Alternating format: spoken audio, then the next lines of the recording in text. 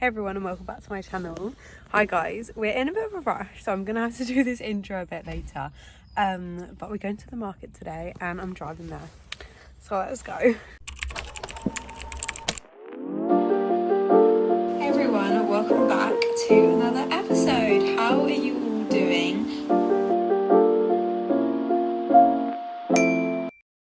Guys, we've just arrived. Look at these. Oh my days, these are beautiful. All the different ones. Oh my gosh, they have every single one because they've got like the normal ones, the orange ones.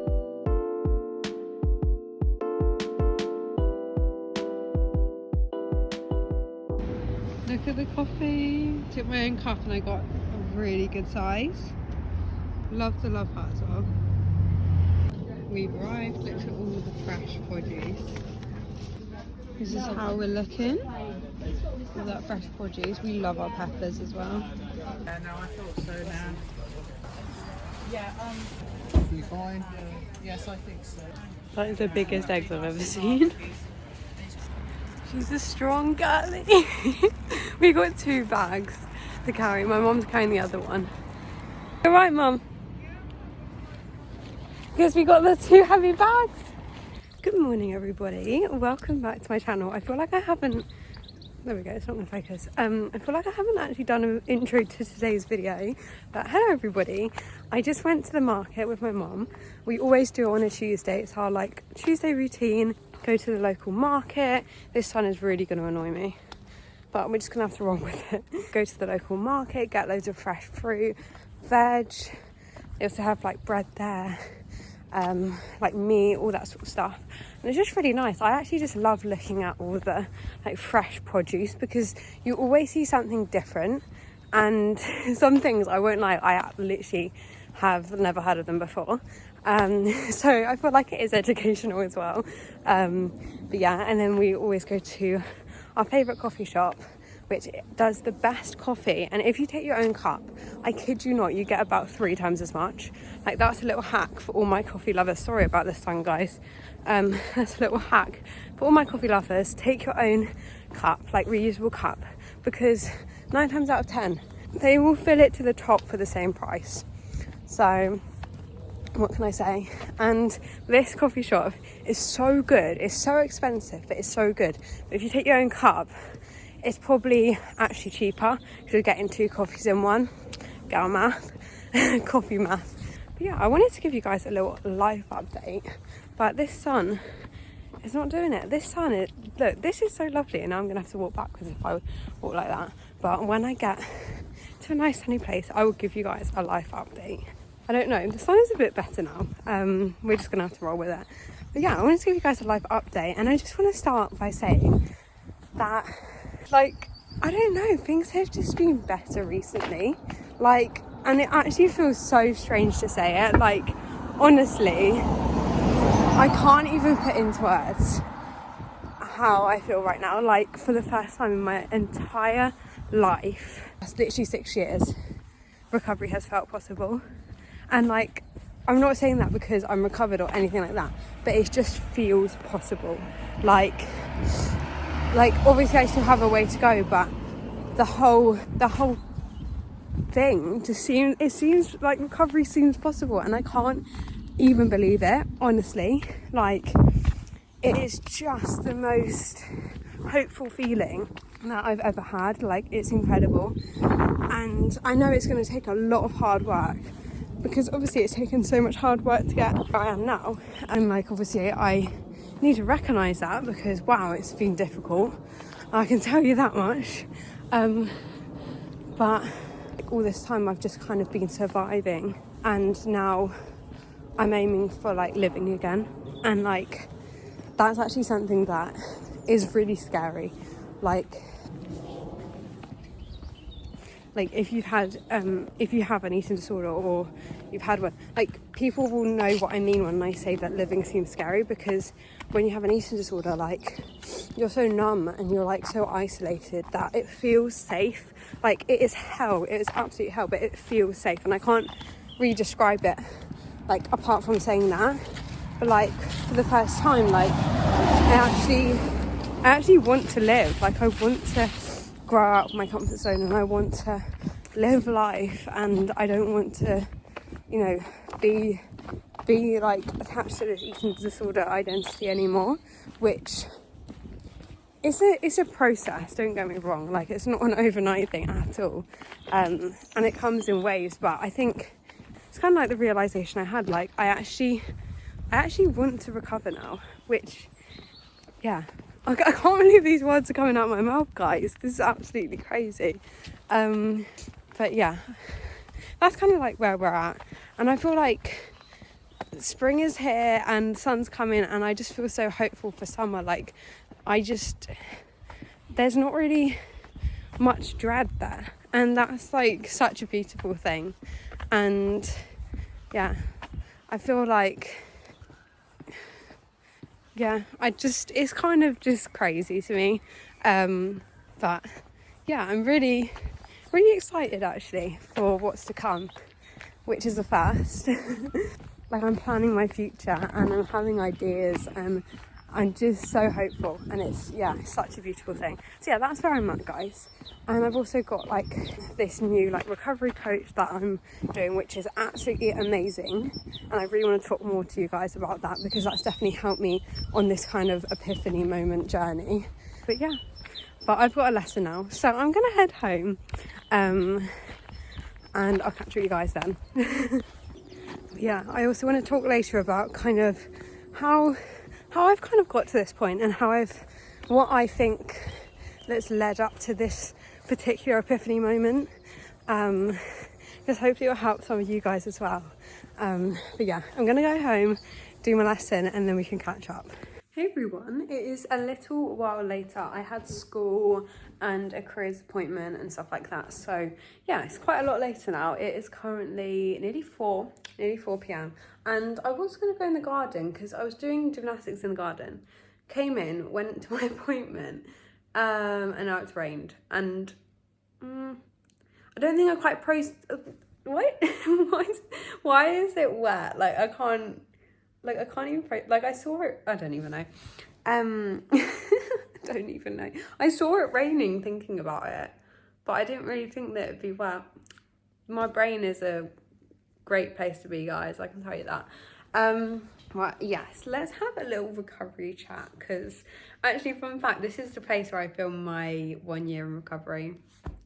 Aww. But yeah, so as I was saying earlier, I've been in Hugeee for such a long time. Like, if you don't know what Hugeee is, it is like basically like a period of recovery where you're not recovering, well, you are recovering, but it's not necessarily active. Like, you're not recovering, like, you're not going backwards, you're not like being completely held hostage by the ED, but you are still engaging with it. I feel like that's the easiest way to put it.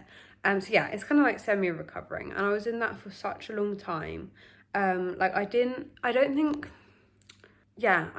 I never really thought that recovery was an option. I knew I needed to obviously gain weight and stuff like that, which I did, but I never really processed like life without an eating disorder. Like, I never really processed that at all. So yeah, I was in Hugeee for a long time, and then I think it was about December, January time, like, things happened and I basically went backwards, and I was slipping back, and I knew it was happening. But then I think I got to this point where I was like, I can see what my future's going to be like. Like, I've been there before. I know what happens. And this time I have the benefit that I know what happens, so I can change it around. Like, as much as eating disorders aren't a choice, recovery is. And I think even then I didn't, like, I knew I wanted to keep going to the things that I love, like gymnastics and stuff like that, which obviously you need to be strong for and need to have energy for. But I didn't really, I think I was just in the state where I was like, I just don't care anymore, kind of thing. Which was a really scary place to be.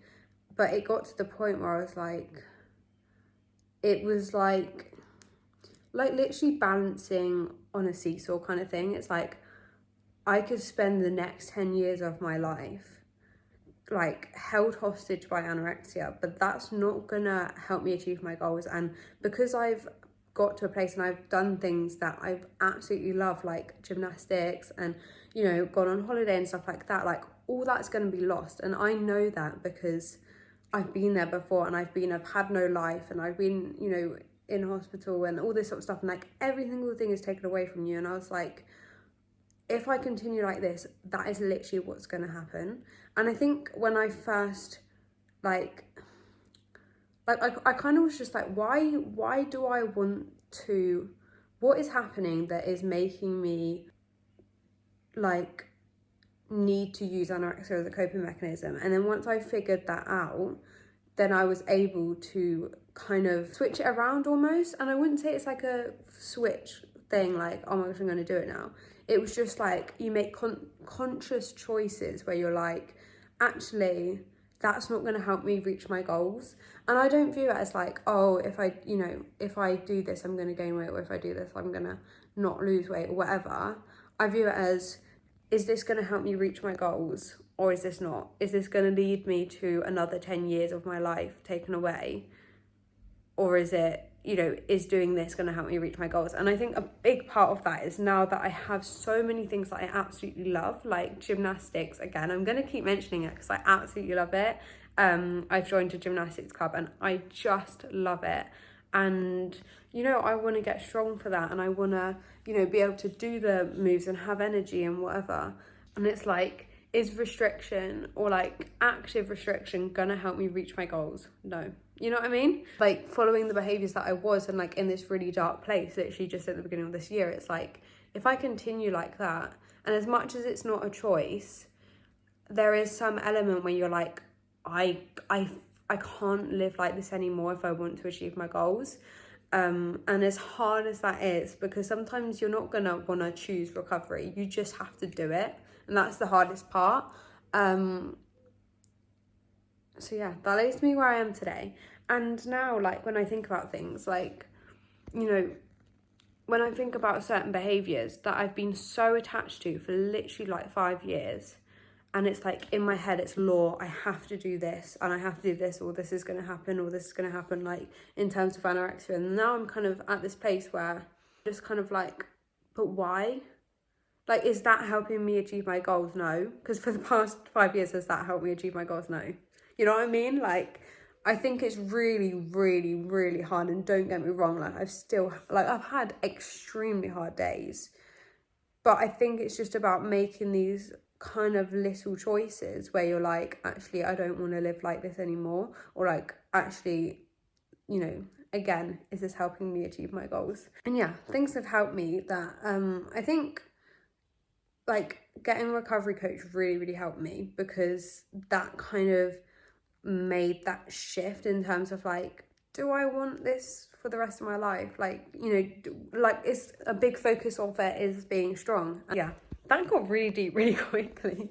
But yeah, maybe I'll do another YouTube video on like what's helped me kind of make these mindset shifts. That's a tongue twister. But don't get me wrong, guys, like it is not plain sailing. It's not like I've woken up and like, oh, I'm gonna do this. Like, I still have more fear foods than safe foods. You know, I still have my whole, you know, so much of my life is governed by anorexia. But what has shifted isn't me like, oh my gosh, I'm never gonna do that behavior again. It's me making a choice, like, you know, like, is this going to help me? And like actually like processing it and thinking it, and not just automatically I'm gonna do it, it's law kind of thing. Like actually thinking about it, and in small ways kind of pushing back, just in small ways. And that doesn't mean like, because for so long I think what's prevented me is because I felt like it's all or nothing. Like I either do it all or I don't do it all. And I know for some people that does work, but I knew that if I was waiting for the day when I just completely went all, that day's never going to happen. And don't get me wrong, I think you have to be like all in your mindset, but I think step by step you can recover. by changing things and not changing everything at once. And I think with my being autistic, I think, you know, if I changed everything at once, then that would just be like, I can't even process that. But I think your attitude has to be like, this is like, I want to change, or like, I want my life to change, or I want to be free, and all that sort of stuff. But yeah, I don't know if that made any sense. But yeah, I feel like we've done a nice, it was supposed to be a vlog today, but then it just ended up raining. But you guys did see the market vlog in the morning. But I think I'm going to end this video here because, yeah. I hope you guys did enjoy. If you did, make sure to give it a massive thumbs up. Please subscribe if you're new. That would be absolutely amazing. And yeah, I'll see you guys very soon for a brand new video. I always say episode. Bye guys.